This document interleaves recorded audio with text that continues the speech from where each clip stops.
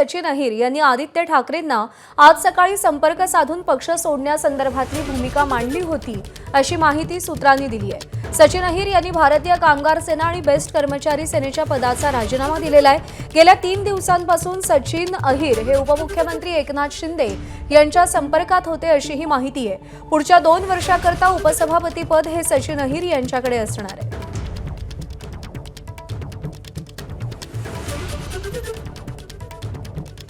निलेश बुधावले आपले प्रतिनिधी आपल्याला अधिक अपडेट देतील। निलेश, गेल्या 3 दिवसांमध्ये सचिन अहिर, एकनाथ शिंदे आणि आज सकाळी आदित्य ठाकरे आणि सचिन अहिर यांच्यामध्ये नेमकी काय बातचीत झाली? गेल्या 3 दिवसात नेमकं काय घडलं? सूत्र काय सांगतायत?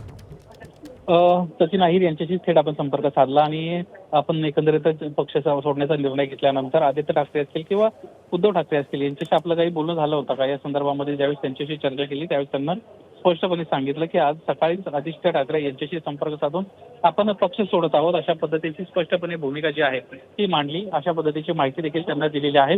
यासोबतच आणखीन एक महत्वाची बाब अशी आहे की मागच्या काळामध्ये मागच्या 3 दिवसांपासून आपण उपमुख्यमंत्री एकनाथ शिंदे यांच्या संपर्कात होतो आणि त्यानंतर आता आपण हा निर्णय घेतलेला आहे की आपलं वैयक्तिक आपला निर्णय आहे अशा पद्धतीची भूमिका देखील या निमित्तानं सचिन अहिर यांना मांडली ती बाब आहे।